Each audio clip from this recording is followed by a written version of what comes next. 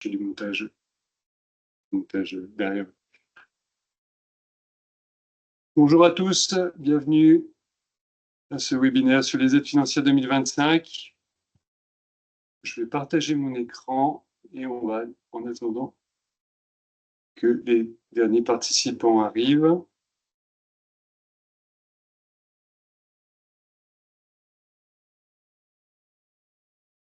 Là, ça devrait être bon. Je n'ai pas le sous-titrage. Alors, on va vous proposer une petite activité le temps qu'on attende les derniers participants.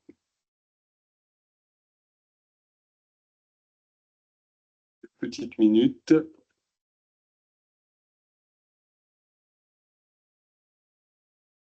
Un peu original comme introduction. Vous me direz ce que vous en pensez. Pas mis de chronomètre.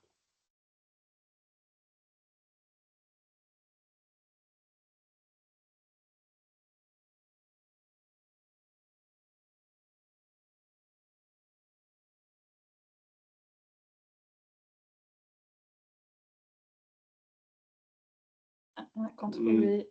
Bravo.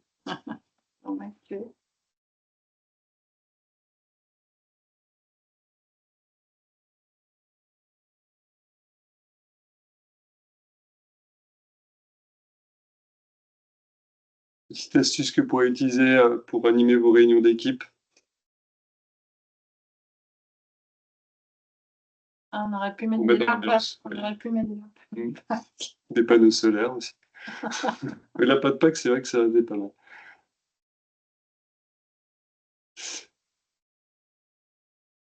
Ok. Du coup, là, on a 48 participants.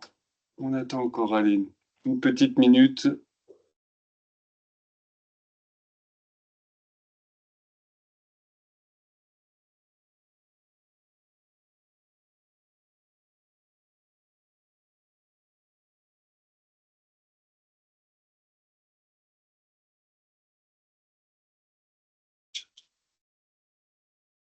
Voilà.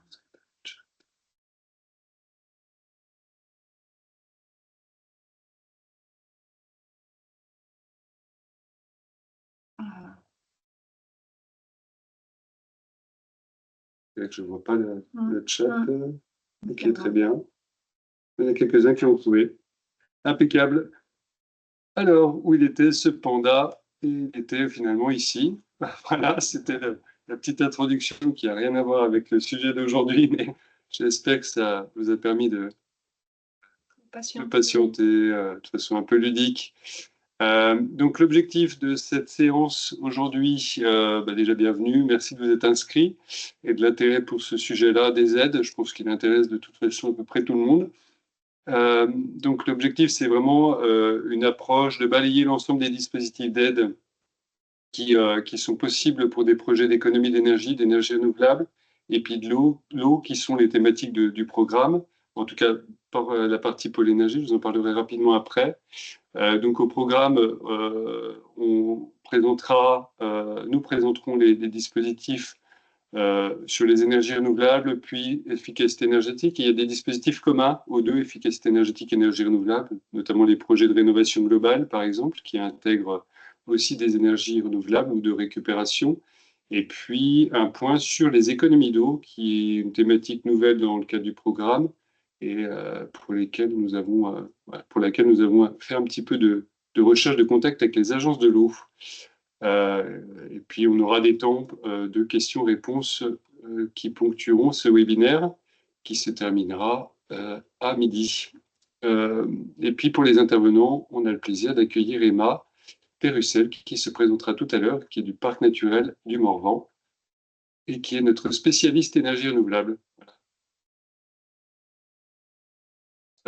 Pour les infos pratiques, comme vous l'avez vu, vos micros, caméras sont coupés. On va dire c'est le format un petit peu classique. Pour le chat, si vous pouvez, s'il vous plaît, vous renommer, parce que parfois on a du mal à identifier, notamment pour relayer des questions aux intervenants, en sachant qu'en termes d'intervenants, il y aura bien sûr Emma et puis Virginie et moi-même. Et puis le nom de votre structure aussi, pour aussi partager, vous faire connaître auprès de des membres du réseau, plus largement de la communauté. Le webinaire est bien enregistré, pas de souci, ça a dû démarrer l'enregistrement et il sera mis en ligne sur notre site internet dédié au programme Reset avec bien sûr le support général de présentation. Donc pas de souci, d'ici quelques jours, le temps de faire un petit montage et de le rédiger, de mettre en page tout ça sur notre site, vous aurez accès aux infos. Et ce sera aussi pour les membres du réseau Reset sur notre site, sur l'espace collaboratif dédié.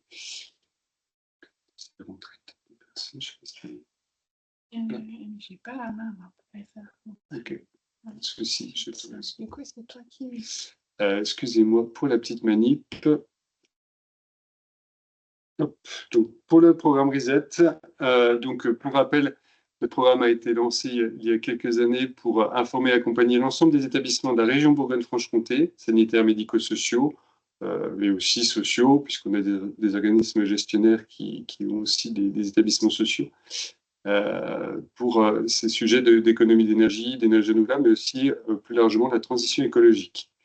Pour vous faire un petit récap, en 2017, l'ARS et l'ADEME avaient mis en avant une fiche action dans le cadre du plan régional santé-environnement pour aider les établissements à améliorer l'efficacité énergétique et le confort hygrothermique dans les établissements. En 2020, recrutement au pôle énergie, donc la structure à laquelle on travaille avec Virginie.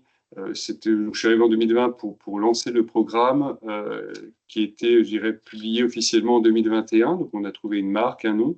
Donc, sur ces sujets d'économie d'énergie et de confort et de qualité de l'air intérieur, ce qui était un peu nouveau. Et puis, en 2022, il y a le réseau des conseillers en transition énergétique écologique en santé qui a été lancé, on va dire, fin 2021, début 2022. Donc, on a pris en charge la coordination régionale de ce réseau. Puis 2023, nouveau plan régional santé-environnement en Bourgogne-Franche-Comté, donc toujours ARS aussi, avec des thématiques risque radon et risque légionnel qu'on a mis en avant, en tout cas sur lesquels on travaille. Et puis 2025, tout nouveau avec la feuille de route de la transition écologique qui est sortie de mémoire en 2023. L'ARS a missionné l'EURECA, donc c'est une mission d'appui régional sur la qualité. Ils se présenteront mieux que moi, on fera des temps dédiés, où là, ça permet aujourd'hui d'intervenir auprès des établissements sur à peu près l'ensemble des thématiques de la transition énergétique et écologique. Donc là, vous voyez la petite infographie. Et donc, des partenaires du dispositif, du programme, du réseau, c'est l'ARS, l'ADEME et la Banque des territoires qui financent des postes et des programmes d'animation. Et plus spécifiquement au niveau du pôle énergie, je ne vais pas être plus long. Donc nous, on travaille principalement, parce qu'on a un centre de ressources du bâtiment durable, on a plusieurs missions. Et avec Virginie, donc on travaille sur ces thématiques, bâtiment, qualité de l'air intérieur, énergie, et puis maintenant l'eau, économie d'eau et récupération d'eau non conventionnelle depuis cette année, avec, comme tout centre de ressources, un volet information comme aujourd'hui, du conseil. Vous pouvez nous contacter au quotidien pour vos projets. Ça peut se faire en ligne, en visio, téléphone, etc. On organise des formations, on met en place des outils. En tout cas, on essaie de sélectionner les outils les plus adaptés. Et puis, on réfléchit à une mission d'accompagnement, mais on vous en parlera en 2025. C'est un petit travail qu'on va aussi mettre en place. Pour les établissements, je précise bien, établissements de santé médico-sociaux de la région, il y a principe d'adhésion. En tout cas, vous pouvez rejoindre notre réseau, c'est gratuit, et ça vous permet notamment d'accéder à de la ressource, à un espace collaboratif. Vous pouvez converser, poser vos questions à d'autres membres. Il y a à peu près 190 personnes qui sont actuellement dans le réseau. Tout métier, il n'y a pas que des techniciens, des ingénieurs ou des personnels techniques liés au patrimoine. On a aussi des personnes qui travaillent pour les achats. On a aussi des soignants aussi qui s'intéressent à ces sujets-là et qui ont rejoint le réseau. Donc voilà, vous avez en visu un espace documentaire avec des guides, fiches pratiques, etc. Et puis l'espace conversation qui est ouvert et qui permet de poser la question à la communauté. Petite actu rapidement, économie d'eau, il y a un webinaire de la NAP organisé par la NAP on a souhaité mettre en avant le mardi 13 mai, 13h à 14h. Il y aura les liens, vous verrez sur le diapo. sur les étapes pour économiser l'eau, plonger en sobriété hydrique. Un webinaire toujours là, au niveau national sur la géothermie, proposé par ADEME, ANAP et France Géoénergie sur chauffage-refroidissement des établissements recevant des personnes âgées. On a de notre côté programmé avec Virginie, qui est un peu notre spécialiste aussi sur ces questions-là d'optimisation tarifaire, de contrat d'énergie, de groupement d'achat d'énergie, un webinaire dédié, parce qu'on sait souvent dans les premières actions comment déjà décrypter les factures, les contrats et comment les optimiser, faire déjà des gains financiers très vite. Donc on proposera un webinaire au mois de juin. Et puis notre troisième rencontre régionale du réseau RISET, c'est notre troisième déjà, à Dijon le 13 novembre, notez bien la date, de 9h30 à 17h. Et pareil, c'est gratuit et ouvert à tous. Donc en général, on est entre 110, 140 personnes. Et ce sera à Dijon. Vous aurez le programme et les infos très prochainement. Voilà, donc on rentre dans le vif du sujet. Pour aujourd'hui, donc pour les aides financières en 2025, en Bourgogne-Franche-Comté, pour les projets énergie et eau, un petit récap de ce qu'on a identifié un peu collectivement et ce qui vous sera présenté de façon plus ou moins détaillée, suivant les sujets. On a du coup énergie renouvelable, efficacité énergétique, économie et réutilisation d'eau, plusieurs dispositifs, des dispositifs nationaux, comme le fonds chaleur de l'ADEME, et ben, on parlera, les aides régions, FEDER, les certificats d'économie d'énergie qui sont communs finalement aux trois typologies d'actions voilà. Les TVA à taux réduit, qui est un sujet aussi qu'on voulait mettre en avant, l'intracting et les prêts à taux bonifiés ou des prêts long terme qui existent, et puis les principes de tiers financement. Mais comme vous l'imaginez, on ne pourra pas tout vous détailler aujourd'hui, hein. C'est vraiment une première approche. Je vais laisser la main à Laura. Je vais arrêter le partage, comme ça tu pourras, du coup, Emma, si tu y arrives facilement. Donc, bonjour à toutes et tous. Je partage mon écran. Est-ce que là c'est bon? Vous voyez Oui, très bien. Très bien. Donc, je vais rapidement me présenter pour commencer. Je suis Emma Pérussel, je suis chargée de mission énergie renouvelable au Parc du Morvan.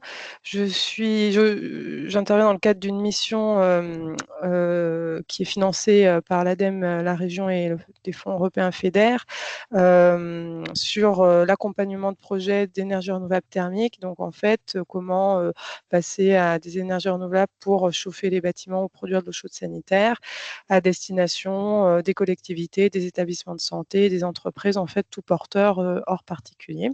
Et donc, c'est une mission que j'anime sur le territoire du Morvan, donc le parc et les communautés de communes à proximité.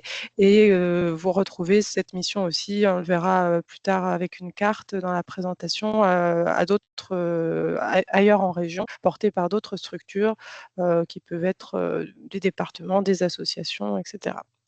Donc aujourd'hui, j'ai la tâche de vous présenter les aides disponibles sur les énergies renouvelables thermiques. Donc on va parler de bioénergie, de géothermie, de solaire thermique. Avant de commencer, je voudrais introduire aussi l'intérêt d'avoir une démarche globale quand on réfléchit à passer à une énergie renouvelable, d'avoir une démarche qui intègre à la fois aussi une réflexion sur les besoins, une réflexion sur est-ce qu'on peut mutualiser les systèmes avec d'autres bâtiments à proximité. Et puis après, sur le choix des solutions techniques, de s'interroger pour essayer aussi de mobiliser le moins possible des ressources qui peuvent, dont la disponibilité peut parfois poser question, ou de choisir en tout cas des ressources qui sont adaptées au contexte aussi du bâtiment et du lieu. Donc ça, c'est aussi une démarche que l'ADEME demande de mettre en œuvre pour obtenir des aides. C'est la démarche qu'ils appellent ENR Choix, donc qui intègre à la fois la réduction des besoins, la recherche de mutualisation, donc ça peut être la mise en place d'un réseau de chaleur avec des bâtiments communaux, par exemple, à proximité, d'étudier s'il y a des sources de chaleur fatales également proches. Et puis après, de regarder les potentiels en géothermie, solaire thermique, biomasse, avant si vraiment il n'y a pas de possibilité d'aller sur des pompes à chaleur RO de l'aérothermie.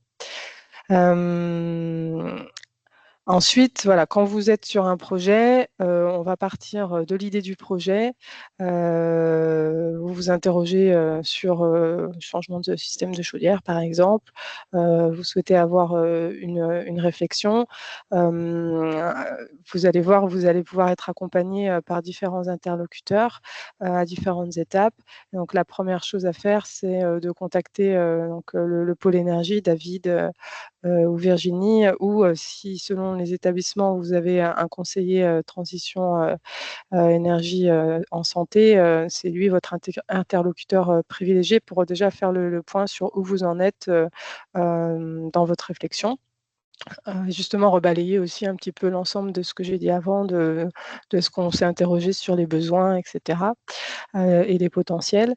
Et puis après, cette personne va pouvoir faire le lien avec les animateurs énergies renouvelables pour justement creuser l'idée du projet énergie renouvelable. Donc les animateurs énergie renouvelable, ce que je vous disais, on est répartis sur la région dans différentes structures et on est là dans le cadre d'une mission soutenue par l'ADEME, la région et le Fonds européen FEDER pour vraiment à la fois avoir une mission d'information, d'animation, faire connaître, montrer des exemples, mais aussi accompagner le projet de l'étape de la réflexion jusqu'à sa mise en service. Voilà. Sur un accompagnement à la fois technique, mais aussi mobiliser les aides, voilà, l'accompagnement aussi sur le volet plus administratif et financier. Donc en général, la première étape, oui, voilà, c'est l'étude d'opportunité. C'est-à-dire que l'animateur est là pour justement valider, vous aider à vous orienter sur le choix d'une solution d'énergie renouvelable et valider la technologie qui est la plus adaptée à la situation. Et donc, ça se traduit souvent par une petite étude d'opportunité pour vous donner aussi des éléments à la fois sur ce qui est possible techniquement, la place que ça peut prendre, et puis les ordres de grandeur sur l'investissement, les économies, etc. Donc c'est un premier outil pour vous orienter dans le projet. Et ensuite, lorsque vous souhaitez poursuivre le projet, il va être nécessaire de faire réaliser une étude de faisabilité par un bureau d'études spécialisé, du coup dans le domaine d'énergie voilà, qui aura été choisi pour approfondir justement la faisabilité du projet et pouvoir avoir aussi les éléments pour demander les aides. Donc ce bureau d'études, je le redirai certainement plus tard, il doit avoir une qualification pour en tout cas bénéficier, une qualification RGE pour bénéficier des aides de l'ADEME. Si, voilà, là, c'était le cas où on sait aussi, s'il y a un animateur énergie renouvelable. S'il n'y a pas d'animateur énergie renouvelable, et qu'on ne sait pas forcément vers quelle énergie, c'est pas évident de savoir vers quelle énergie on peut s'orienter. À ce moment-là, il est aussi possible de passer par une étude multi-énergie renouvelable par un bureau d'études, par un prestataire, là, pour pouvoir faire le choix de l'énergie avant d'aller en étude de faisabilité. Une fois l'étude de faisabilité réalisée, vous allez du coup devoir vous décider sur la poursuite du projet, le scénario retenu et ensuite là c'est on rentre dans une opération de travaux avec recrutement d'une maîtrise d'œuvre pour, on va dire, les montages classiques et puis réalisation des travaux avant de réceptionner l'installation. Après, on peut aussi avoir différentes formes de montage avec des solutions de tiers investissement qui peuvent être proposées par certaines entreprises en région. On a déjà des exemples, par exemple, dans un IME à Mainbray, en Haute-Saône. Voilà, ça dépend de vos préoccupations et puis aussi voilà, des moments de détail de projet qui peuvent permettre ou pas certaines solutions. Et donc, après aussi la mise en service, il y a effectivement le suivi et la maintenance de l'installation qui sont à réaliser pour lesquels il y a aussi des outils qui peuvent vous être transmis par les animateurs, donc qui peuvent accompagner l'ensemble du projet. Voilà un petit peu le déroulé d'un projet, et tout ça pour dire que vous pouvez être accompagné tout au long du projet pour que le projet se déroule dans les bonnes conditions, et puis puisse aussi, on va le voir, prétendre aux aides et répondre aux exigences de certaines aides. Donc, pour commencer sur les aides, moi je me fais relais aujourd'hui de l'ADEME, de la région et du FEDER. Donc, concernant l'ADEME, il y a le fonds chaleur, donc qui est un fonds de l'État dont l'ADEME a la gestion, qui intervient donc à plusieurs niveaux, à la fois sur de l'information et du conseil, de l'animation et de l'accompagnement technique, donc là via le soutien financier du programme RESET et la mise en place aussi du réseau des animateurs énergie renouvelable. Et puis après, l'ADEME intervient en accompagnement financier, à la fois sur la phase d'études et la phase d'investissement. Donc ça, je vais revenir là-dessus en détail après. Et ce qu'il faut retenir, c'est que toutes ces aides, on peut les voir, elles sont visibles sur le site, un seul site de l'ADEME, agirpourlatransition.ademe.fr. Donc vous aurez les liens là avec la présentation pour accéder ensuite à l'ensemble des aides, et la page du fonds chaleur également, où vous pouvez facilement retrouver, en choisissant si vous voulez faire une étude ou un investissement et par énergie, ce qui est les conditions d'intervention de l'ADEME. Donc la première étape à laquelle l'ADEME intervient financièrement, ça peut être donc l'étude de faisabilité. Cette étude, elle a pour objectif de vérifier la faisabilité à la fois technique et économique du projet, que ce soit, d'ailleurs je ne l'ai pas dit, de la production de chaleur ou de froid. Donc dans les établissements de santé, on peut avoir besoin par moment de rafraîchissement. Donc ça, c'est intégré aussi à la réflexion et au projet. Et donc cette étude, c'est une étape qui n'est pas à négliger, puisque c'est elle qui définit les scénarios possibles et donc le projet qui va pouvoir voir le jour. L'idée, c'est d'avoir vraiment, de déterminer le projet qui est pertinent et pour vous. Donc cette étude, elle aborde différentes thématiques, différents points, à la fois revenir quand même sur l'étude du besoin. Comme je disais, c'est toujours important de bien définir les besoins et aussi leur éventuelle évolution à court ou moyen terme. S'il y a des projets de travaux, si le bâtiment n'est pas très performant, intégrer quand même une démarche de réduction des consommations d'énergie. Pourquoi? Déjà parce que quand on dimensionne une installation de production de chauffage ou de chaude sanitaire, davantage en énergie renouvelable, on n'a vraiment aucun intérêt à la surdimensionner pour qu'elle fonctionne dans des bonnes conditions de performance, et puis aussi pour éviter de surinvestir donc dans un souci économique. C'est important de bien dimensionner l'installation, et donc ça va vraiment être lié à si on a bien défini son besoin. Donc il y a d'abord cette phase d'étude de besoins qui intègre les besoins de chauffage, eau chaude sanitaire, mais aussi s'il y a des besoins de rafraîchissement, les intégrer à l'étude. Et puis après, l'étude, elle va définir là où les solutions techniques possibles. Donc, si c'est une étude, si on avait déjà bien identifié l'énergie qui était pertinente, elle va porter que sur une seule énergie. Mais s'il y avait un choix à faire, à ce moment-là, elle peut aussi porter sur différents scénarios, incluant une ou plusieurs énergies. Mais c'est déjà à bien définir au départ dans la commande et le cahier des charges, pour éviter aussi d'avoir une étude qui soit à tiroir avec beaucoup trop de scénarios étudiés qui au final n'apportent pas d'éléments de décision. Donc là-dessus, c'est important aussi de bien travailler le cahier des charges avec l'animateur renouvelable pour bien définir les besoins et les solutions possibles.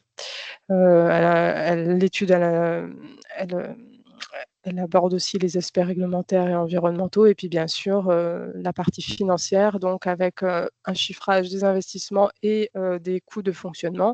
L'approche, c'est d'avoir une approche en coût global, comme on appelle, c'est-à-dire de regarder le coût de la chaleur, investissement plus charge de fonctionnement et d'exploitation incluse, en euros par mégawattheure, sur une durée en général de 20 ans qui est une durée moyenne de durée de vie d'équipement de chaudière, pour vraiment comparer aussi les solutions entre elles, à la fois sur l'investissement et le fonctionnement, puisque les solutions énergie renouvelable coûtent plus cher en investissement, mais l'intérêt, c'est justement de pouvoir faire des économies sur le fonctionnement et donc à plus long terme, en approche globale, d'avoir un coût de la chaleur beaucoup plus intéressant.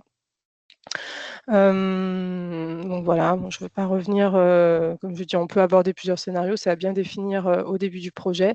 Et justement, donc, il y a des cahiers des charges type aussi à respecter pour obtenir des aides.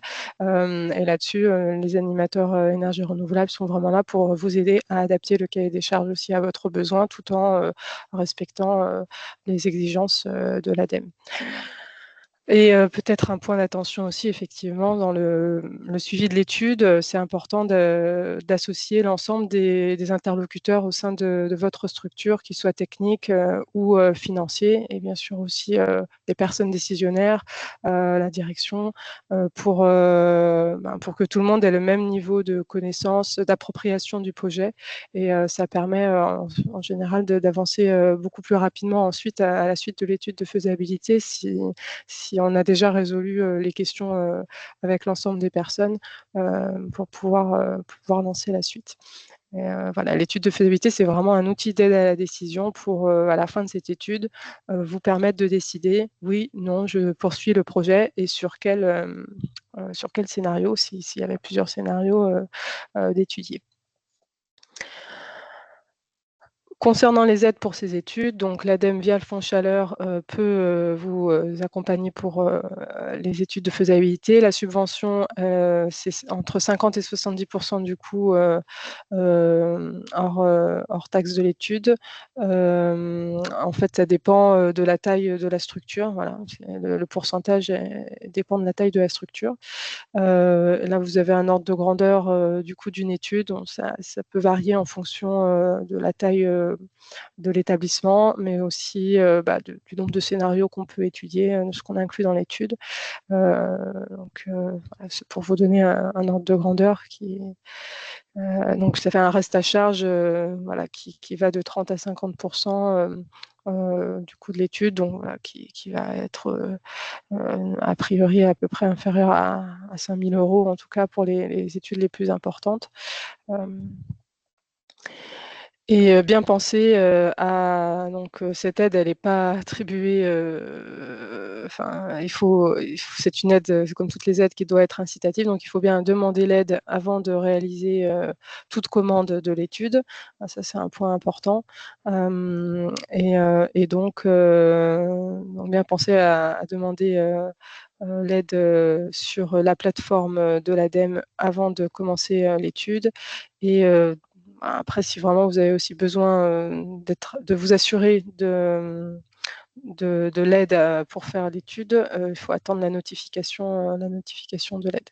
Sinon, à partir du moment où vous avez déposé sur la plateforme, l'étude peut commencer, les dépenses sont éligibles. Après, c'est vrai que l'instruction prend un petit peu de temps, donc si vous voulez vous assurer d'avoir l'aide pour lancer l'étude, il faut attendre la notification définitive.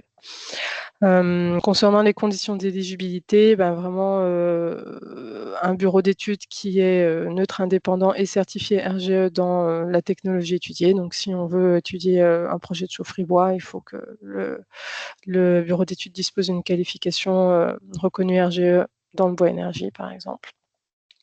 Il y a des cahiers des charges type à respecter qui peuvent être adaptés aussi en fonction de vos besoins, mais voilà, il faut respecter les cahiers des charges type. Oui, un point d'attention, c'est que parfois, dans des projets notamment qui peuvent être liés aussi à des rénovations, vous avez déjà des équipes de maîtrise d'œuvre, des bureaux d'études qui vous accompagnent. Mais en fait, ces bureaux d'études ne sont pas forcément ceux qui ont l'habitude de réaliser ces études de faisabilité énergie renouvelable.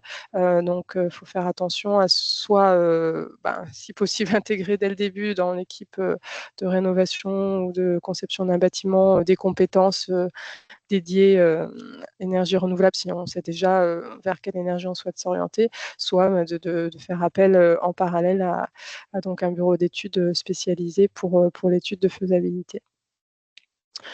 L'ensemble des cahiers des charges est disponible sur la plateforme Agir, mais surtout n'hésitez vraiment pas à passer par les animateurs énergie renouvelable ou le pôle énergie s'il n'y a pas d'animateur énergie renouvelable dans votre secteur pour avoir la dernière version, l'adapter aussi en fonction des exigences de l'ADEME, notamment sur le bois énergie. On a en fait, en plus du cahier des charges national que vous trouverez sur la plateforme, il y a un cahier des charges régional qui est avec des petites adaptations. Donc, c'est important d'associer les interlocuteurs pour avoir les bons cahiers des charges.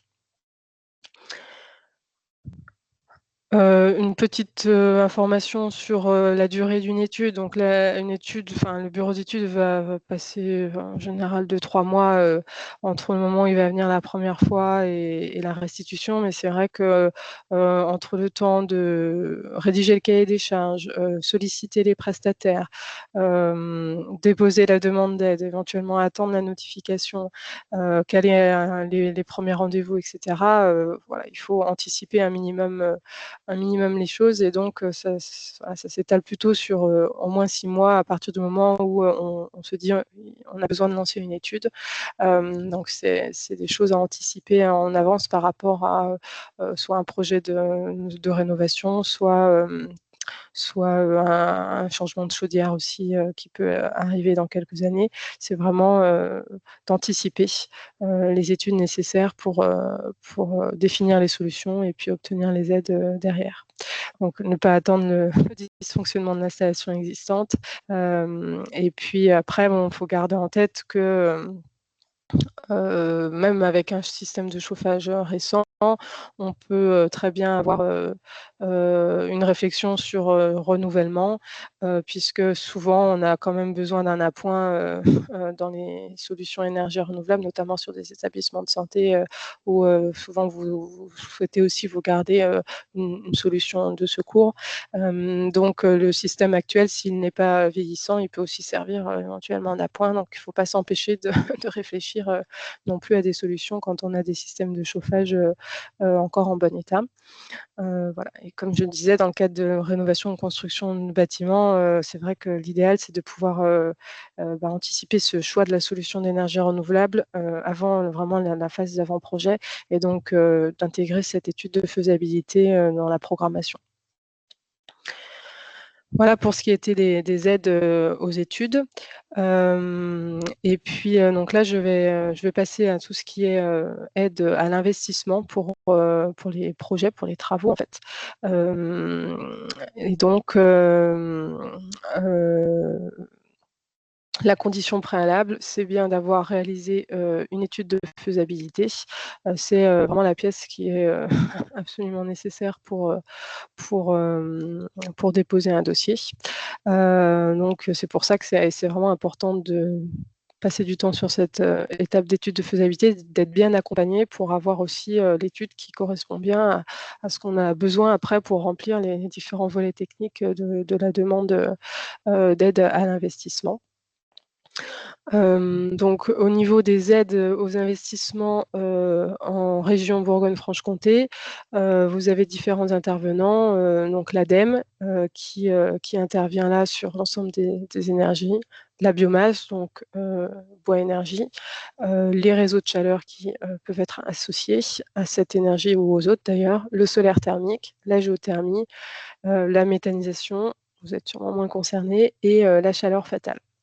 La région peut intervenir en complément sur la biomasse, les réseaux de chaleur, le solaire thermique et la méthanisation. Et vous avez aussi le fonds européen FEDER qui intervient sur les réseaux de chaleur. Je vais représenter ça un peu plus en détail maintenant. Mais ce que vous pouvez voir, c'est que voilà, il y a des aides pour chaque énergie. Donc, concernant les aides à l'investissement pour les chaufferies biomasse et les réseaux de chaleur, donc il y a effectivement une complémentarité des aides entre l'ADEME, la région Bourgogne-Franche-Comté et même le FEDER dans le cadre du contrat de plan État-région, dans l'objectif de soutenir le plus de projets possible. Donc là, vous avez un petit tableau qui récapitule pour chaque type de projet les financeurs qui peuvent intervenir. Donc là, pour le bois énergie et les réseaux de chaleur. Donc en fait, si vous êtes dans un cas où vous n'avez qu'une chaufferie bois qui alimente vos bâtiments pour une chaufferie bois, ce qu'on appelle dédiée au bâtiment, vous allez, selon la taille de l'installation, donc en termes d'énergie produite, en mégawattheure par an, avoir soit une intervention de l'ADEME toute seule pour les plus gros projets, soit de l'ADEME et de la région pour les plus petits projets, sachant que dans ce cadre-là, pour les projets inférieurs à 1200 MWh par an, l'ADEME en fait contractualise avec des opérateurs territoriaux pour contractualiser ce qu'on appelle des contrats chaleur renouvelables territoriaux. Et donc, c'est ces opérateurs territoriaux qui vont ensuite verser l'aide de l'ADEME. Et donc là, on a, vous verrez une carte à la fin, sur la région Bourgogne-Franche-Comté, on a plusieurs départements qui sont couverts. Donc actuellement, en fait, tous sauf le Doubs, Lyon, Belfort et puis Dijon Métropole. Mais il y a des projets en cours sur notamment le Doubs et Lyon. Donc il y a quand même une bonne partie de la région qui peut être couverte par ces projets et ces contrats de chaleur territoriaux. Mais les règles sont les mêmes voilà, entre le fonds de chaleur inférieur à 1200 MWh et supérieur à 1200 MWh. La différence, c'est que vous ne déposez pas auprès de la même structure. La région peut donc intervenir en complément sur les chaufferies dédiées pour les petits projets. Pour ce qui est ensuite des chaufferies qui alimentent plusieurs bâtiments avec des réseaux de chaleur, là vous avez soit ADEME plus Fonds européen FEDER via des appels à projets. Et puis, pour les plus petits projets, vous avez de nouveau ces contrats chaleur renouvelable thermique territoriaux, la région et le FEDER. Donc après, bon, il y a aussi des règles de plafond. On va chercher à optimiser les plans de financement. Parfois, vous n'aurez que 2 financeurs sur les 3, mais vous aurez le maximum possible. Et puis, vous avez aussi, pour les extensions de réseaux de chaleur, des aides possibles. Je ne vais pas trop détailler parce que je pense que vous n'êtes pas forcément les plus concernés. Voilà ce que je disais, il y a des plafonds de subvention. Ce qui est intéressant de noter, c'est que dans le cadre des appels à projets FEDER, on peut aller financer les projets à un taux plus élevé, jusqu'à 80% des dépenses éligibles. Bon, modulo quand même une notation qui est dans l'appel à projet, mais on peut aller plus loin que dans le cadre hors FEDER où on va souvent avoir des plafonds liés au règlement dédié qui va, selon la taille de la structure, de 45 à 65% des dépenses éligibles. Concernant donc les chaufferies biomasse, ce qu'il faut retenir, peut-être préciser, c'est que pour l'ADEME, tous les combustibles bois sont éligibles. Hors le bois bûche. Et donc l'objectif, c'est bien de soutenir des chaufferies bois automatiques avec des combustibles qui peuvent être de la plaquette, du granulé, des connexes. Ça peut aussi voilà, dépendre du contexte territorial. Dans certains cas, on peut avoir peut-être une scierie à proximité et donc on va privilégier de la plaquette issue de connexes de scierie plutôt que de la plaquette forestière. Mais donc tous les combustibles bois hors bois bûche sont éligibles pour l'ADEME. Donc en fonction de la taille du projet, voilà, vous serez orienté vers le fonds chaleur au niveau national ou s'il y en a un contrat chaleur renouvelable territorial. Et puis à noter aussi que pour des structures qui auraient un patrimoine bâti à l'échelle d'un département ou de la région, il est possible de discuter avec l'ADEME d'un contrat patrimonial, donc sur le principe voilà, d'avoir une grappe de projets, donc un minimum de 3 projets énergie renouvelable éligibles au fonds chaleur pour arriver à un total de 1200 MWh. Donc le seuil national du fonds chaleur, c'est 1200 MWh. Et après, on peut avoir soit les contrats territoriaux, soit les contrats patrimoniaux en dessous de 1200 MWh, mais il faut agréger un certain nombre de projets pour atteindre ce seuil de 1200 MWh. Donc, soit ça se fait à l'échelle d'un territoire dans le cadre des contrats territoriaux, soit à l'échelle du patrimoine d'un même maître d'ouvrage pour les contrats patrimoniaux. Emma, Oui. j'interviens juste pour t'indiquer qu'il reste 5 minutes. Voilà. Merci. Donc après, les aides de l'ADEME, elles sont forfaitaires.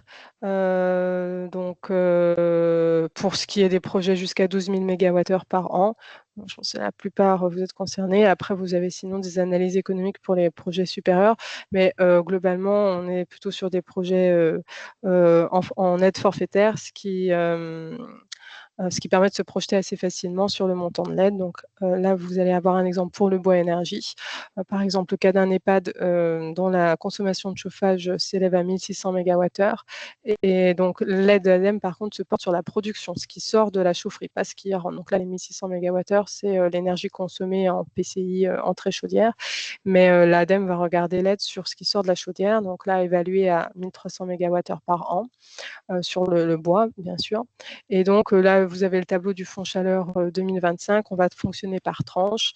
On va prendre donc les 600 premiers mégawattheures et on va avoir une aide de 21 € du mégawattheure par 20 ans. Donc on fait 600 fois 21 fois 20. Ça fait 252 000 €. Et ensuite, on va prendre dans la deuxième tranche de 601 à jusqu'à 1300 MWh, donc 700 MWh, fois le forfait qui est passé à 8,5 € du mégawattheure en 2025, fois 20 ans. Donc ça fait une aide pour la deuxième tranche de 119 000 €, donc un total d'aide de 371 000 € pour un investissement. Là, un cas d'un établissement évalué à peu près à 1 million d'euros sur à la fois chaufferie bois et puis l'installation dans le bâtiment de chauffage qui est nécessaire. Donc l'assiette éligible ne porte que sur 500 000 € et il y a un plafonnement par contre de l'aide à 65 % des dépenses éligibles en fonction ici de la taille de la structure qui est classée en petite entreprise, ce qui fait que on ne peut pas forcément verser l'aide totale estimée à 371 000 €. On s'arrête à 325 000 € d'aide du fonds chaleur. Voilà. En complément des aides de l'ADEME, lorsqu'on n'atteint pas les plafonds, on peut avoir la région qui va intervenir, elle, seulement pour les combustibles plaquettes forestières connexes, le granulé seulement en appoint secours, pas en combustible principal. Donc la région va intervenir pour des chaufferies de plus de 100 kW et va intervenir sur les coûts d'investissement énergie renouvelable avec une aide plafonnée à 300 000 € ou en respectant les mêmes plafonds de pourcentage également. Donc en cumulant aussi ADEME région, parfois on ne peut pas forcément avec les plafonds cumuler toutes les aides, mais c'est éligible. Et donc là, pour la région, on est vraiment sur les chaufferies dédiées, donc uniquement un bâtiment. Pour ce qui est des chaufferies qui incluent des réseaux de chaleur, j'y reviens. Donc là, vous avez les plafonds pour la région. Et après, pour les chaufferies avec réseau, je vais venir, on a le FEDER qui intervient. Juste pour dire que la région a des éco-conditions, donc il faudra faire attention à cet aspect après dans le déroulé du projet qui porte sur la gestion des déchets en fait pour les chaufferies bois. Et donc là, je viens aux aides du FEDER pour donc des chaufferies qui alimentent des réseaux. C'est les seules chaufferies qui sont éligibles au programme FEDER. Plaquettes forestières connexes pour les combustibles, le granulé seulement en appoint secours, pas en combustible principal. Et donc le FEDER intervient toujours en cofinancement, donc soit de la région, soit de l'ADEME ou des contrats chaleur territoriaux, par un système d'appel à projet. Dans lequel vous avez des critères de notation.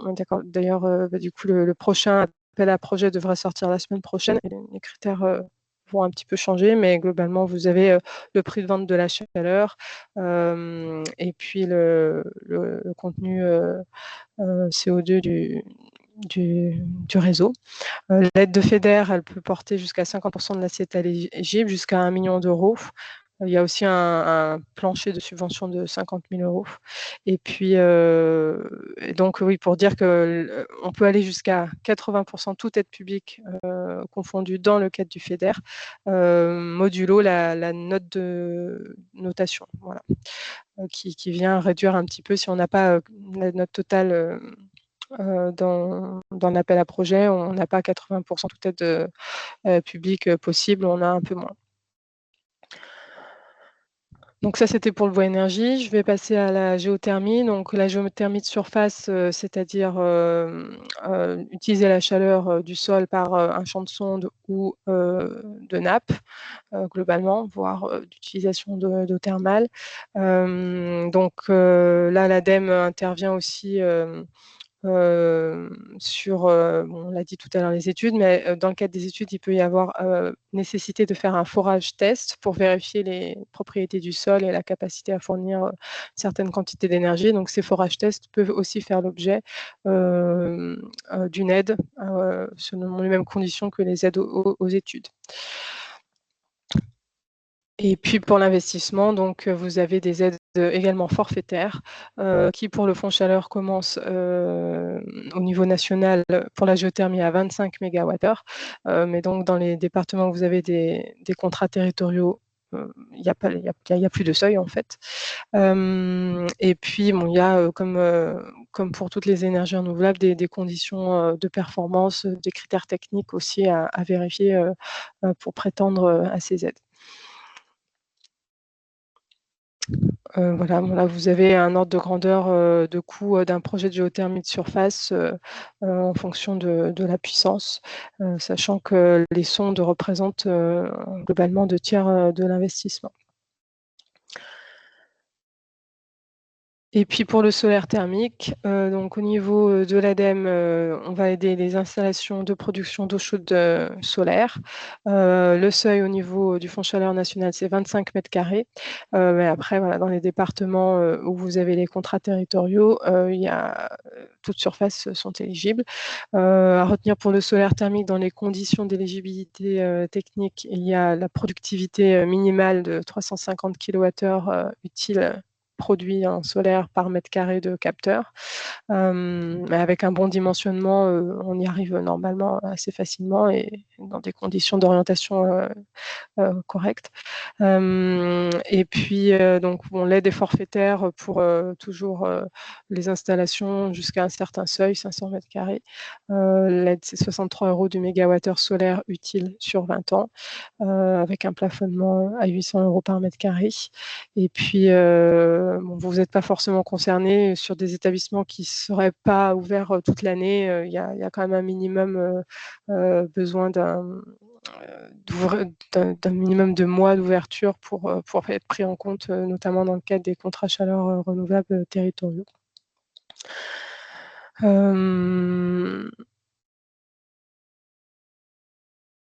Voilà ce que je voulais dire sur le solaire et savoir qu'il y a aussi une aide de la région pour le solaire thermique. Après, les 2 aides ne sont pas cumulables, donc souvent il y a un choix à faire si on est éligible aux 2. Sachant que l'aide de la région, elle intervient en pourcentage avec un plafond toujours de 45 à 65% des dépenses éligibles, mais l'aide est aussi calculée sur un plafond d'euros par mètre carré, selon le type de capteur. Voilà. Et savoir aussi noter que pour ceux qui auraient des installations solaires thermiques qui fonctionneraient pas bien, la région peut intervenir aussi dans le cadre de la réhabilitation de ces mauvais exemples.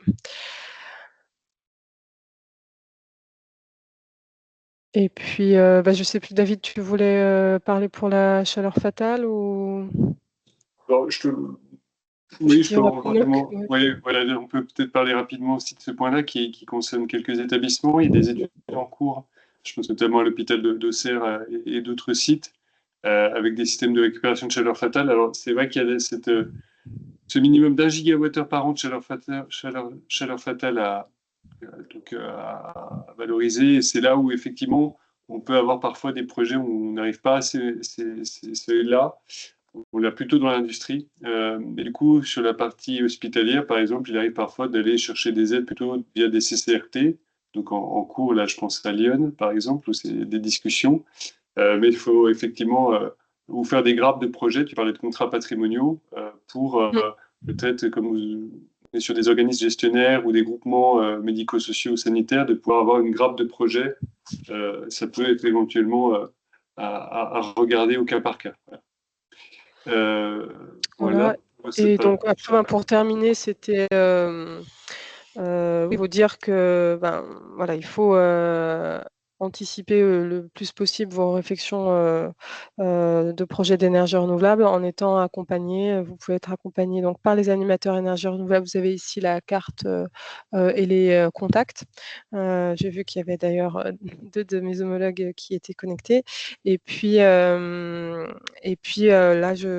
on vous a mis la carte donc actuellement des contrats chaleur renouvelables territoriaux qui sont signés, sachant qu'il y en a d'autres en préfiguration. Mais donc sur les départements en bleu, il n'y a pas de question de seuil à se poser pour le fonds chaleur. Tous les projets sont éligibles puisqu'il y a des opérateurs territoriaux. Voilà. Donc on en vient au temps de questions-réponses. Donc je ne sais pas s'il y a eu des questions dans le chat. Le temps qu'on partage notre écran, si vous voulez effectivement poser vos questions, c'est le moment. Et si on a passé que c'était peut-être assez complet et clair.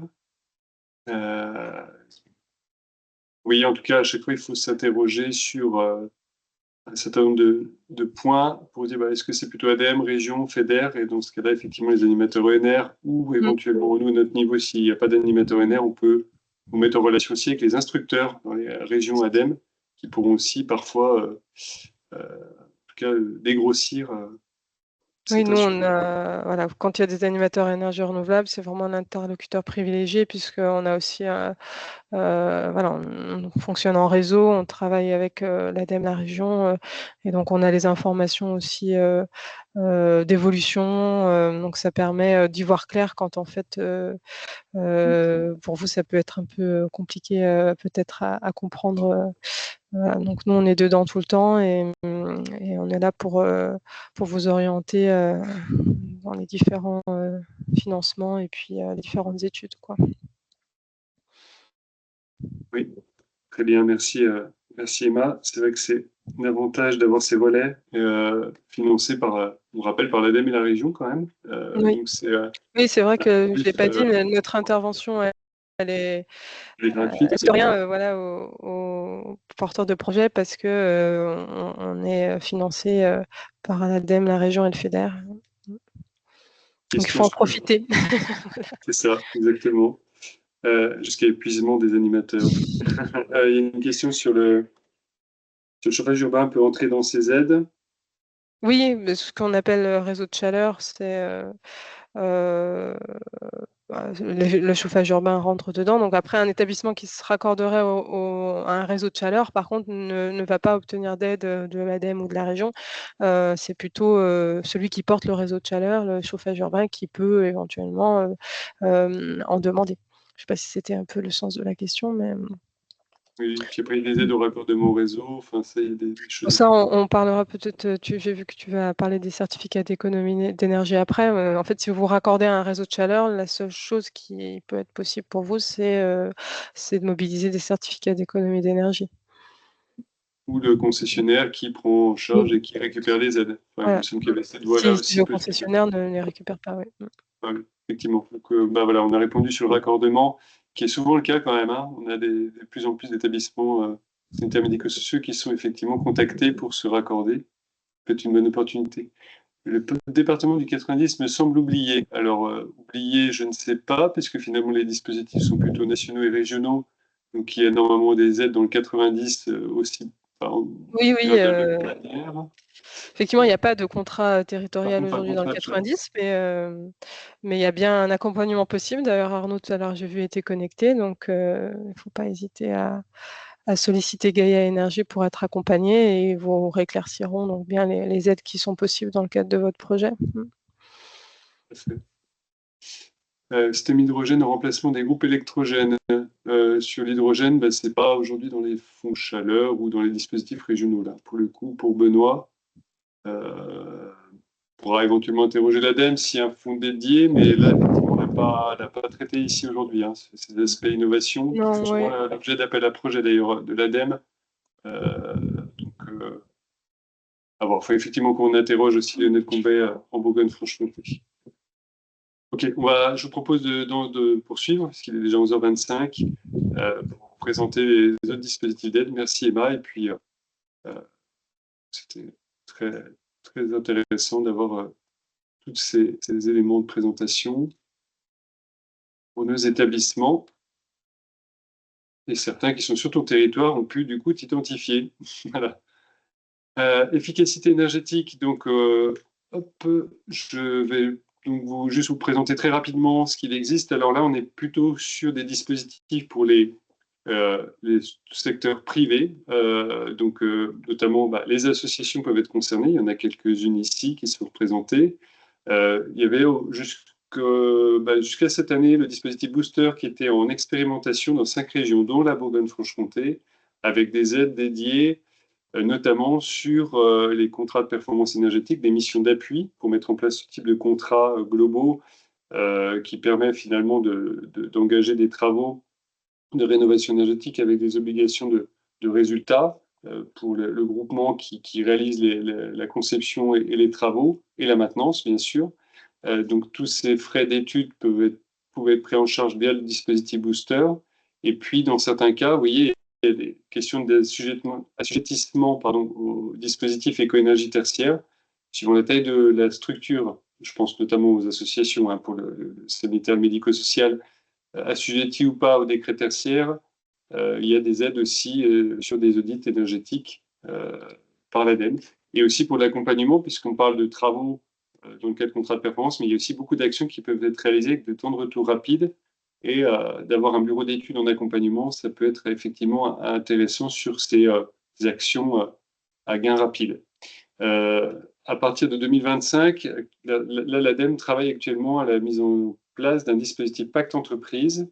Il y a aussi des C2E qui vont permettre de financer ce dispositif aux côtés de l'ADEME, et majoritairement d'ailleurs, donc c'est en cours de préparation et on fera circuler les informations très rapidement avec, pareil, dans le principe, des aides à l'audit et aussi à ces missions d'AMO, CPE. Donc là, à ce stade, on ne pourra pas vous en dire beaucoup plus. Virginie, je te laisse la parole du coup pour l'aide régionale. Donc là, oui, en région Bourgogne-Franche-Comté, il y a un dispositif qui s'appelle Ephilogie, qui concernera très peu d'entre vous, mais on tient quand même à vous en parler. Il y a 2 types de cibles. Donc la première cible, c'est les associations qui ont pour projet la rénovation de leurs bâtiments administratifs. J'insiste bien, c'est vraiment la partie administrative des établissements qui est valorisée dans ce dispositif. L'objectif, c'est d'arriver à un bâtiment de basse consommation et dans lequel seront utilisés des matériaux biosourcés. Donc, on vous rappelle ici ensuite les montants, les pourcentages d'aide en programmation, en études ou en travaux. Sur les matériaux biosourcés, c'est pour les menuiseries, l'isolation des planchers et des murs. Sur ce point-là, et aussi concernant Ephilogie, il y a des bonus qui peuvent s'ajouter au choix. Avec les énergies renouvelables, des éléments sur la biodiversité et les déchets de chantier. De plus en plus, les déchets de chantier sont demandés par les dispositifs d'aide, en tout cas, pas que en région. On vous a mis un petit lien ici en bas sur la page EFILOGIE.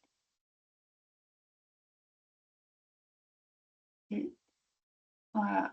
Peut-être David, tu peux parler de ce projet-là. Un projet qui date un petit peu maintenant. Enfin, c'était le siège de la Fondation Pluriel. Alors, à l'époque, c'était une association donc, qui a pu bénéficier justement de l'aide du programme EFILOGIE dans le cadre du plan d'accélération d'investissement régional. Donc, c'était juste à la sortie du Covid, où il y a eu des dispositifs assez massifs avec des plafonds d'aide qui avaient été augmentés à ce moment-là. Donc, ça avait permis à l'association justement de rénover ce bâtiment qui n'était pas au départ destiné à accueillir en tout cas les bureaux d'association. C'était vraiment un site qu'ils ont récupéré, rénové, avec un niveau de performance énergétique assez fort, et puis la mise en place pompe à chaleur géothermique pour du chaud et du rafraîchissement, et puis du photovoltaïque. Donc on est sur un projet global pour rénovation énergétique, biosourcée, énergie renouvelable. Pour montrer un petit peu. Donc là, on est bien sur les locaux administratifs de l'association et pas les locaux, donc je dirais, de soins, d'accueil des personnes handicapées ou d'hébergement. On est vraiment sur la partie administrative. Donc la deuxième cible, là, on est plus sur du logement concernant des foyers des jeunes travailleurs ou des résidences en autonomie, pour lesquels les logements sont conventionnés, soit à ANA, APL.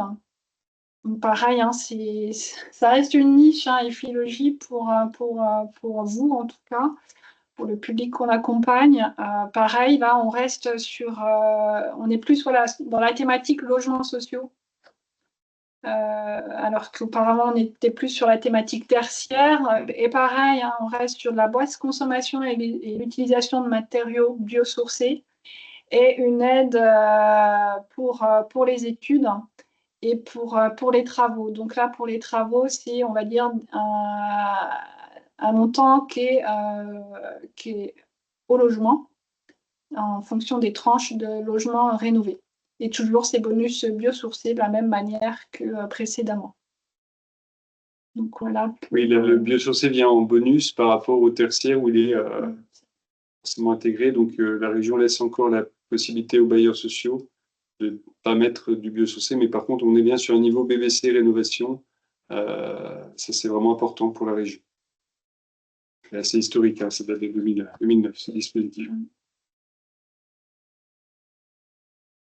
Oui, on voulait vous présenter aussi sur la partie toujours efficacité énergétique, hein, on est toujours dans ce volet-là.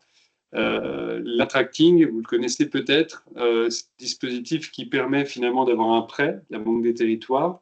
On verra les bénéficiaires, hein, surtout des structures publiques, privées d'utilité publique, de finalement financer des actions de performance énergétique avec généralement des temps de retour relativement rapides. Donc on est plutôt sur des travaux type régulation, pilotage, éclairage, etc. Ces travaux-là, ils vont permettre de générer des économies d'énergie, donc qui auront été bien calibrés en amont via un audit ou une étude préalable. Pour dire, voilà, si sur mon patrimoine, je fais tel et tel travaux, tel bouquet de travaux, qu'est-ce qu'ils vont générer comme économie, avec un suivi derrière. Donc il y a une question aussi de financement dans le cadre de ces dispositifs d'équipement de comptage, de sous-comptage, pour pouvoir justement évaluer chaque année, comme un rapport d'exploitation de contrat de maintenance, avec intéressement, les économies effectives qui vont permettre de rembourser finalement cette avance consentie par la Banque des Territoires. Donc c'est ce qu'on appelle le budget attracting. Donc il y a plusieurs exemples. On a des collectivités, des universités, mais aussi des structures sanitaires médico-sociales qui l'ont déjà mis en œuvre. Pour l'hospitalier, UniHA avait lancé aussi à l'époque une expérimentation de groupement de projets avec l'intracting. Et puis plus récemment, lors de notre dernière journée régionale, Sandra de l'hôpital de Mulhouse avait présenté aussi des dispositifs intracting qu'ils avaient mis en place à l'hôpital. Donc on était sur un budget de 12 millions d'euros, 10 millions d'avances consenties par la Banque des Territoires. C'est un prêt en fait, hein, sur 13 ans. Et puis 2 millions de l'hôpital apporté pour financer les actions. Donc c'est vraiment intéressant. L'idée, c'est que les économies d'énergie soient un peu une opération blanche en fait, hein, par rapport à ces travaux. Donc les économies d'énergie permettent de financer le prêt, tout simplement consenti par la Banque des Territoires. C'est un peu vertu. OK, donc je vous montre aussi donc, les bénéficiaires, donc plutôt établissements publics, principalement, pour l'intracting. Et puis donc les actions de performance énergétique, je vous en ai parlé, avec des retours sur investissement rapides, un montant d'opération minimum comme de 100 000 €, et puis donc on est sur des taux fixes. Là, je vous ai remis le visuel de la fiche que vous pourrez télécharger, qu'on avait réalisé pour l'hôpital de Mulhouse. Voilà pour le dispositif Intracting, qui est plutôt dédié prioritairement sur des travaux d'efficacité énergétique, même si effectivement l'hôpital avait eu au départ, avait aussi pour le photovoltaïque, c'était rentré dans l'enveloppe de l'Intracting. Et c'est pas forcément là-dessus que la Banque des Territoires va s'appuyer. On est bien sur des actions de pilotage, d'optimisation ou d'isolation, avec des retours assez rapides. On passe aux dispositifs qui sont communs finalement sur des opérations plus globales, hein, ou alors aussi bien énergie renouvelable ou efficacité énergétique. Donc, je vais te laisser la main, Virginie, pour présenter ou représenter ce dispositif de C2E. Voilà, donc les certificats d'économie d'énergie, ou CEE ou C2E. Je suppose que la plupart d'entre vous connaissent ce dispositif, hein, porté par l'État. Donc là, je voulais plus vous présenter en 3 diapos la démarche pour bénéficier des certificats d'économie d'énergie pour vos travaux. Donc, première démarche, c'est bien d'identifier les travaux qui sont éligibles à ce dispositif. Sur le site du ministère ou sur le site de la T2E, vous avez un catalogue des fiches d'opérations standardisées qui sont représentées ici à droite, qui vous listent fiche par fiche en détail les conditions techniques d'éligibilité des travaux. Je vous ai mis ici en noir les principales fiches utilisées en 2023 qui ont été remontées par le ministère de l'écologie dans le secteur qui vous concerne, c'est-à-dire les bâtiments tertiaires, BAT, bâtiments tertiaires. TH pour, donc il y a des opérations en thermique, il y a des opérations sur l'enveloppe, tout ce qui est isolation, et les équipements. Donc on voit que voilà, c'est soit l'isolation qui prédomine, soit les systèmes de GTB ou les récupérations de chaleur sur les groupes froids. Ensuite, pour estimer, on va dire, le gain financier de vos travaux, l'ADEME vous met à disposition un calculateur ici. Donc il faut vous connecter pour simuler un projet. Avec ces fiches d'opération standardisées. Pour avoir un prix, voilà, le calculateur va vous estimer ce qu'on appelle des kilowattheures Qmax, c'est-à-dire les kilowattheures d'énergie économisée sur la durée de vie théorique de votre installation. Pour avoir un prix plus fin du kilowattheure Qmax, je vous invite à simplement vous connecter sur la plateforme EMI, qui est la plateforme d'échange des certificats d'économie d'énergie au niveau national. Vous avez un cours du spot du kilowattheure Qmax mois par mois. Donc voilà, ce prix du kilowattheure, vous pouvez le retranscrire sur le site ADEME pour avoir un prix vraiment le plus récent possible. Ensuite, vous verrez, une fois que vous avez bien identifié tout ça, il y a plusieurs schémas possibles pour travailler avec des acteurs concernés par ces travaux, par les certificats d'économie d'énergie. Donc, vous êtes le bénéficiaire, voilà, en bas de l'échelle. Et tout en haut de l'échelle, vous avez les obligés, les fournisseurs d'énergie qui sont obligés de faire des économies d'énergie et de justifier auprès du ministère de l'écologie. Il y a une plateforme d'échange des certificats d'économie d'énergie, on va dire un peu une bourse d'échange de gré à gré des kilowattheures Qmax entre vous. Voilà. le bénéficiaire qui a réalisé les travaux et l'obligé qui doit justifier l'économie d'énergie nationale. Donc, vous avez différents schémas de contractualisation, de vente des certificats d'économie d'énergie. Soit vous contractualisez directement avec l'obligé ou aussi le délégataire, soit vous passez de manière indirecte avec soit un mandataire, soit votre installateur qui vous fera souvent une ristourne sur votre devis, par exemple. Donc voilà, vous avez ces deux schémas-là. Je ne rentrerai pas plus dans le détail sur ça. Voilà, on avait fait un webinaire, moi, Reset avait fait un webinaire l'année dernière sur ce sujet-là, qui est en ligne, donc je vous invite à le visionner. Vous avez aussi bien le PPT dont sont extraits ce schéma-là que le webinaire.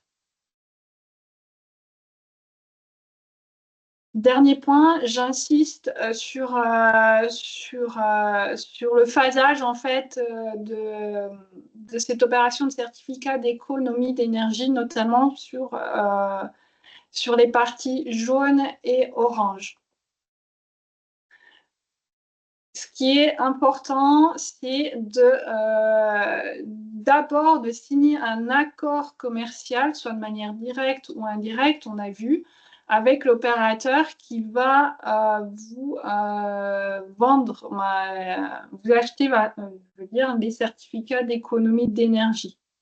Et seulement après, vous allez signer votre devis avec l'entreprise qui va réaliser les travaux. Voilà.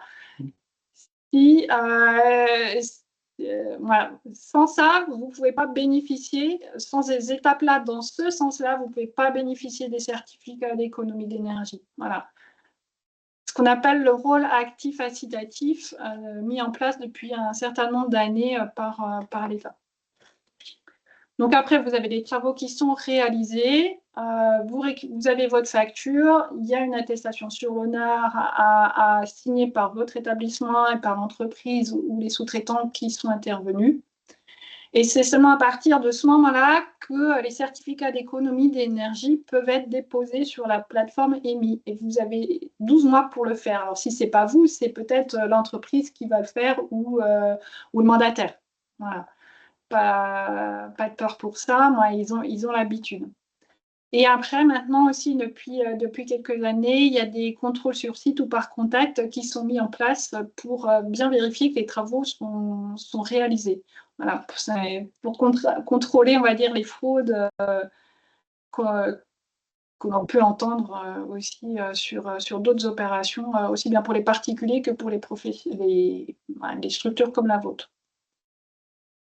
Donc voilà, je pense que j'ai rien oublié pour les certificats d'économie d'énergie, en tout cas qui me viennent. Mais voilà, n'hésitez pas à aller consulter la page web dédiée sur ce sujet-là.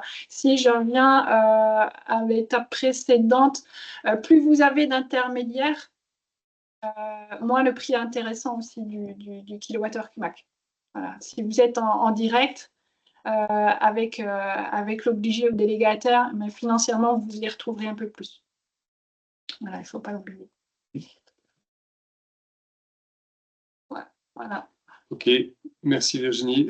Du coup, peut-être effectivement un dispositif que vous connaissez déjà, donc on a souhaité quand même valoriser. Ça, c'était nos collègues de la MAPES en Pays de la Loire, hein, sur des programmes un peu équivalents au programme Reset, CETE en Pays de la Loire. Ils avaient fait une fiche récap qu'on vous a mis en ligne, on vous a mis à disposition sur des EHPAD, des structures médico-sociales, qui hébergent des personnes âgées ou personnes en situation de handicap et pour lesquelles ces locaux, en tout cas, c'est des chambres pour être considérées comme du logement. Donc là, il y a effectivement une caractérisation de l'hébergement qui se traduit en logement et pour lesquels il peut y avoir de la TVA à taux réduit, comme pour les particuliers finalement, avec des taux à 5,5 ou à 10 sur des travaux de rénovation, notamment des travaux d'amélioration énergétique.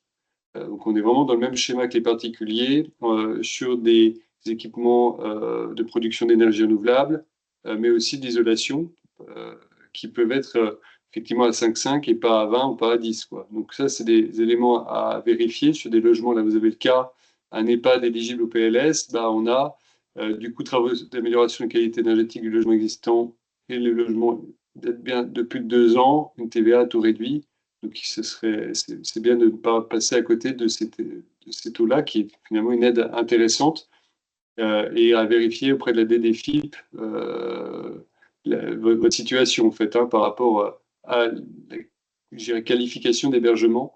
Donc là, on est sur des établissements à but non lucratif pour bénéficier de ce type de dispositif.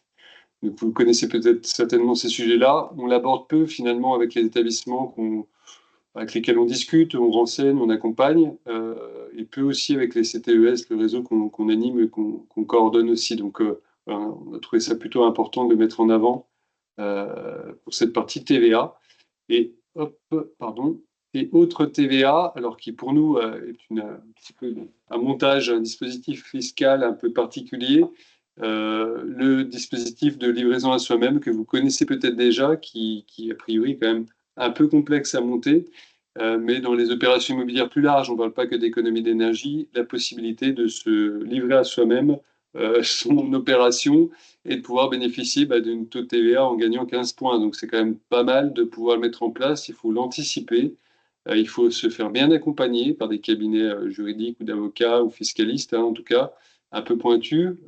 Et il y a aussi une convention à mettre en place avec le préfet de département de mémoire pour pouvoir mettre en place ces dispositifs. L'ANAP propose quasiment chaque mois, là j'ai vu une programmation de webinaires sur le sujet, avec un temps dédié de foire aux questions. Donc, n'hésitez pas à vous renseigner, en tout cas, pour bénéficier de ce TVA, cette réduction fiscale, en tout cas, qui peut être vraiment intéressante. Mais on n'est pas que ciblé sur les travaux d'économie d'énergie. C'est juste pour vous le rappeler.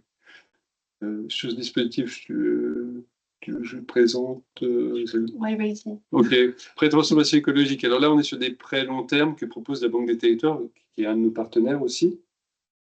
Il y a aussi des prêts verts que vous pourrez trouver d'autres organismes, hein, Crédit Coopératif, Banque Postale, etc. Pour aussi les citer, hein, qui peuvent aussi proposer des dispositifs de prêts. L'avantage de la Banque des Territoires, c'est qu'on est sur des prêts quand même long terme qui permettent finalement d'avoir des annuités un peu plus basses avec des taux préférentiels sur des actions. Donc on est sur la réno du bâtiment énergétique, du neuf aussi, on va dire du dispositif, des niveaux de performance RE 2020 compatible, puisque la RE 2020 n'est pas, la réglementation environnementale 2020 n'est pas encore sortie sur le secteur sanitaire, c'est imminent apparemment. Et puis, ou alors du RT 2012 avec des niveaux de performance un peu au-delà de la réglementation thermique 2012 pour le neuf. Les énergies renouvelables et les réseaux de chaleur sont aussi potentiellement finançables dans le cadre de ces prêts de transformation écologique de la Banque des Territoires. On a mis donc prêt taux livret A plus une marge parce qu'elle n'est pas encore définie. On communiquera les taux précisément, je pense, ces prochaines semaines, hein, c'est ce que nous disait la Banque des Territoires. On est sur durée de prêt très long, 25 à 60 ans, en prêt taux livret A plus marge, et puis à taux fixe à partir de 15 ans. Donc c'est vrai qu'on parle beaucoup d'aide, mais pour nous, l'intérêt, c'est quand même aussi de travailler la question du financement, parce que c'est quand même ça qui va permettre de faire sortir l'opération. Mais je pense que pour la plupart des établissements publics, la Banque des Territoires ne vous est pas inconnue et vous avez certainement déjà des contacts avec des référents prêteurs à la Banque des Territoires. Donc on est sur du public, du GCS aussi public ou privé, mais il faut qu'il y ait au moins un membre, un établissement public. Et puis les établissements privés d'intérêt collectif ou d'utilité publique, comme les fondations et associations, excusez-moi pour la petite faute d'orthographe, associations. Un autre dispositif aussi qui est en expérimentation pour 5 ans. Là, il y a de la ressource et on va certainement, je pense, faire un focus là-dessus. Ça pousse pas mal sur les marchés globaux, donc c'est les fameux contrats de performance énergétique, mais à paiement différé, ce qui permet d'avoir en gros de consulter un groupement qui va faire donc la conception, réalisation, exploitation, maintenance, mais aussi porter le financement. Donc on est sur des contrats une quinzaine d'années en moyenne, ce qui permet de payer une redevance, un loyer à ce groupement, cette société de services énergétiques, qui va donc réaliser les travaux et engager la maintenance et le respect de l'engagement de performance. Hein. Si par exemple on a dans notre contrat 10 millions d'euros de travaux et on veut moins 40% de consommation d'énergie, donc le groupement s'engage, construit, exploite les équipements pour pouvoir atteindre ces objectifs-là, et puis donc c'est auprès de ce groupement-là que vous, finalement, payez les travaux qui sont un peu listés. Un petit peu l'idée.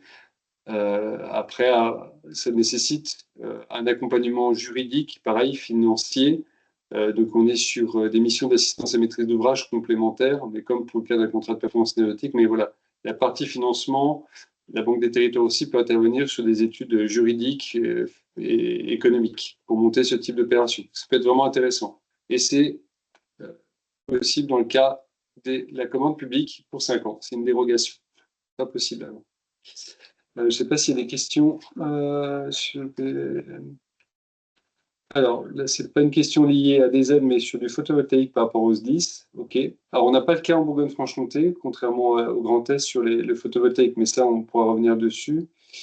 Mais effectivement, ça peut être une contrainte pour nos amis de Grand Est, le photovoltaïque en toiture.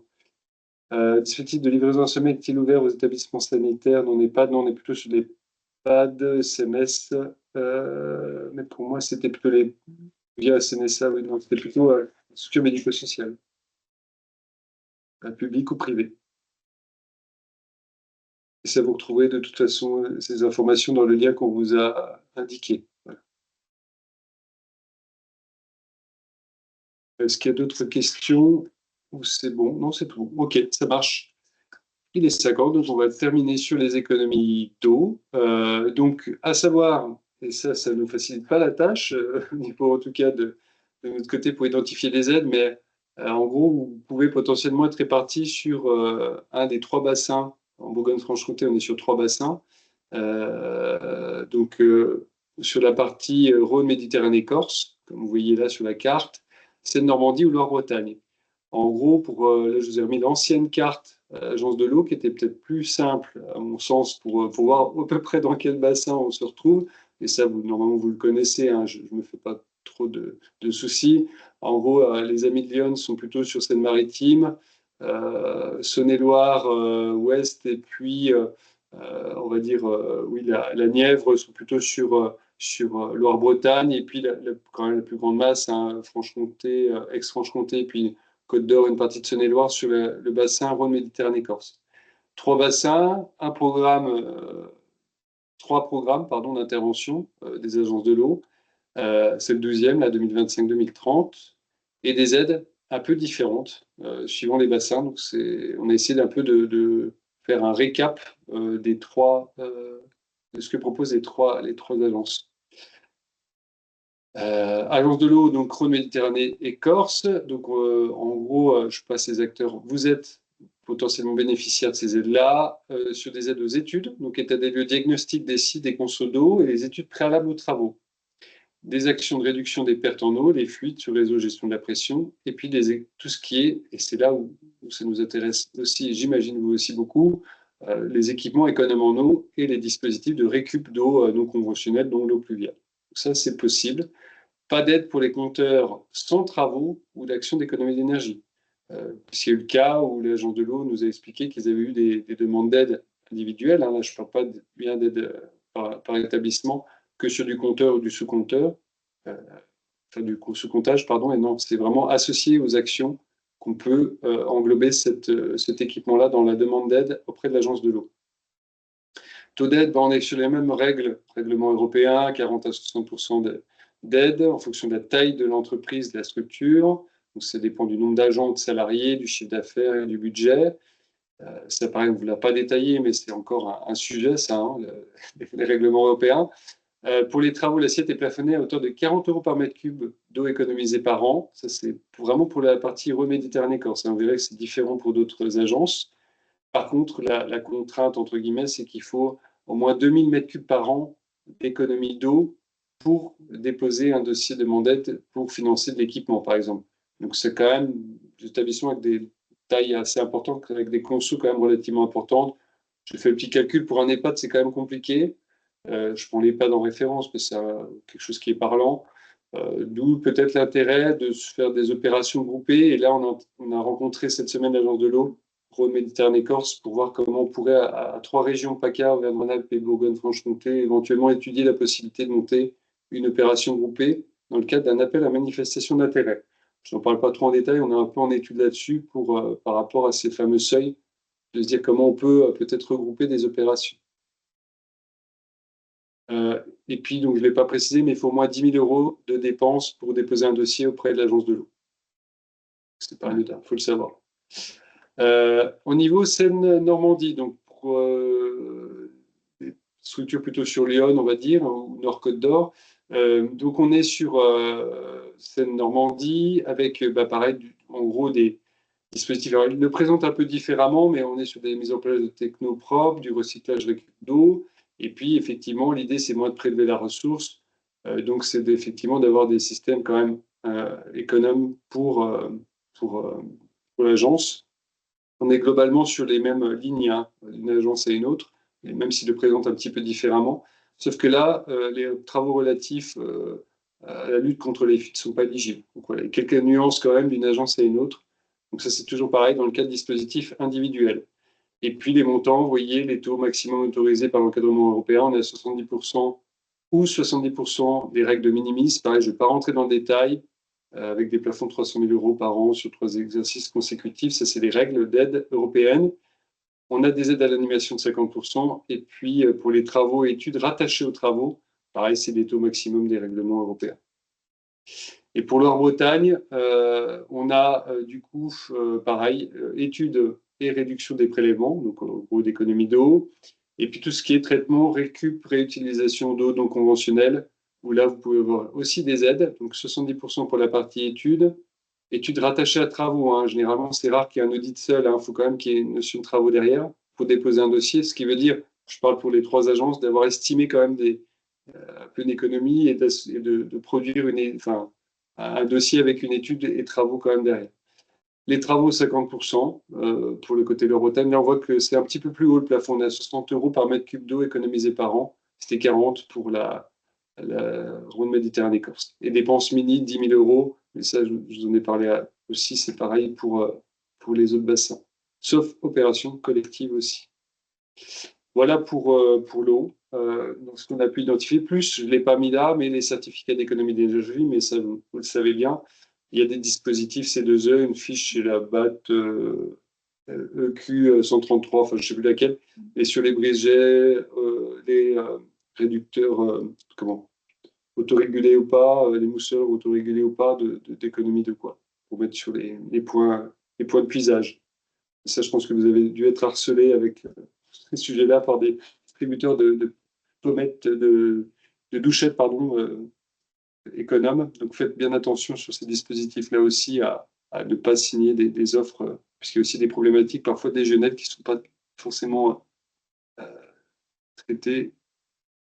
Donc voilà, je crois qu'on a fait à peu près le tour des dispositifs. Ah oui, il y a juste, j'ai oublié de partager, mais vous l'aurez dans l'info, l'ANAP a aussi je suis désolé, c'était un petit peu plus vite dans le partage, a mis en ligne aussi de son côté des ressources sur les aides et une plateforme aussi, des subventions pour vos projets écologiques. Là, on n'a parlé que de l'énergie et de l'eau, mais il y a plein d'autres dispositifs de transition écologique. On vous a mis le lien avec Virginie. Et puis, un tableau aussi régional que Virginie a aussi, est en train de mettre à jour et qui sera disponible certainement semaine prochaine. Et ce tableau sera mis à jour au fil de l'eau, puisqu'on a des dispositifs qui vont aussi évoluer, et qui est là réservé aux membres du RISET, donc c'est sur nos fameux espaces intraday. Et on le mettra à jour régulièrement, c'est pour ça que je vous ai fait un petit encadré rouge tout en haut, parce que tout au long de l'année, on le mettra à jour, donc soyez attentifs à ces dates de mise à jour. Tout à fait, ouais. Et Virginie a même rajouté des sigles, puisqu'on a beaucoup de sigles aussi sur les dispositifs. Donc, voilà. Puis on est à votre disposition aussi pour revenir sur peut-être des points, ou si, voilà, pour ceux qui n'auraient pas pu assister à ce webinaire, nous contacter a posteriori pour qu'on puisse vous orienter en tout cas vers les bons dispositifs. Sans faire d'ingénierie financière, on pourra à minima vous aider au moins à identifier les grands principes. Alors, une question, je ne connais pas. Alors,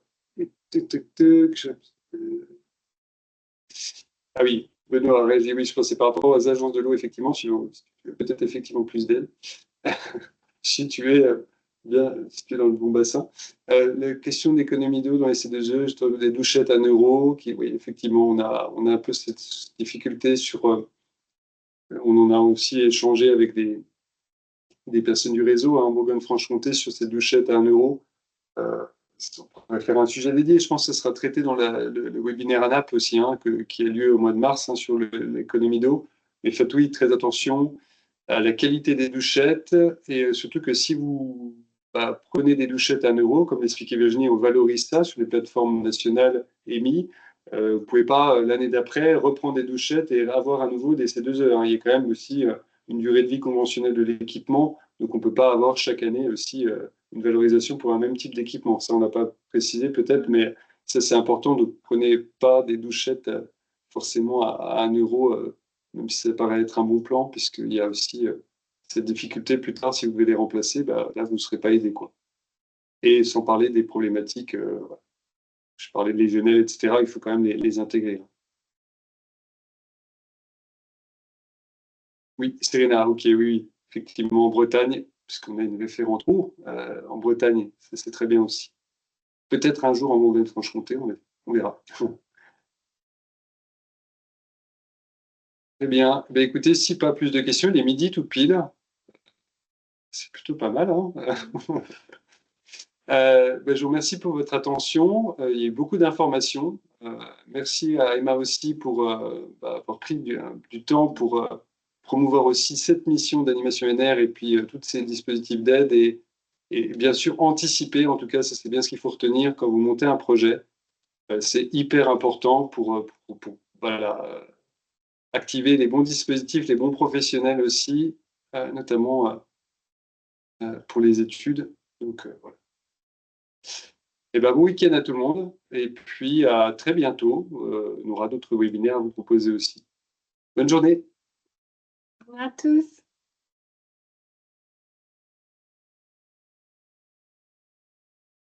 Merci pour vos messages. On va faire des pouces partout.